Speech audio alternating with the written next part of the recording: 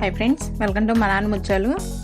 ఇప్పుడు నేను weight loss and evening snack కింద అండ్ డిన్నర్ కింద యూజ్ అయ్యే ఒక రెసిపీ అనేది రెడీ చేస్తున్నానండి. అంటే జొన్న ఉప్మా అంటారు కదండి. సో వాటిలో ఎక్స్ట్రా నేను ఆల్ వెజిటబుల్స్ అనేవి యాడ్ చేసుకున్నాను. ఇది ఫిట్నెస్ అండ్ వెయిట్ లాస్ కింద చాలా బాగా యూస్ఫుల్ అవుతుంది. అండ్ నేను అడిషనల్గా వైటమిన్స్ సంబంధించి వెజిటబుల్స్ కూడా యాడ్ చేసుకున్నా కాబట్టి సో ఇది హెల్త్ వైజ్గా చాలా చాలా మంచిదండి. సో ఇప్పుడు మనం ప్రాసెస్ ఏంటో చూద్దాము.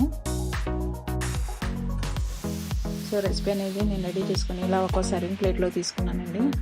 సో ప్రాసెస్లోకి వెళ్ళిపోదాం. ఒక కడాయి పెట్టుకున్నానండి. ఒక 3 స్పూన్స్ ఆఫ్ ఆయిల్ వేసుకున్నా. దీనికి ఆయిల్ ఎక్కువ అవసరం లేదండి. అండ్ పల్లీలు యాడ్ చేసుకున్నా. ఆయిల్ హీట్ అయ్యాక అండ్ క్యాష్యూస్ అండ్ పోపు దినుసులన్నీ యాడ్ చేసుకున్నా. ఒక 1 minute ఫ్రై చేసుకుందామండి. మీడియం ఫ్లేమ్లో ఉంచుకోవాలి ఫ్లేమ్ ఎప్పుడు. అండ్ జింజర్ యాడ్ చేసుకున్న పీసెస్.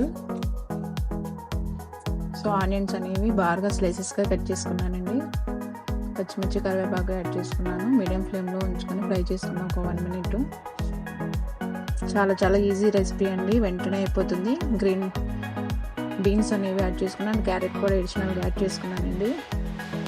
చెప్పాను కదా మీకు ఆల్రెడీ, నేను బీన్స్లో చాలా వైటమిన్స్ ఉంటాయి. C and K, potassium, zinc, iron ఇట్లా ఎక్స్ట్రా ఉంటాయి. అండ్ క్యారెట్లో కూడా ఏ, కే అండ్ B6 ఉంటాయండి. సో ఇవి తొందరగా ఫ్రై అవ్వాలంటే మనం కొంచెం సాల్ట్ యాడ్ చేసుకున్నామండి.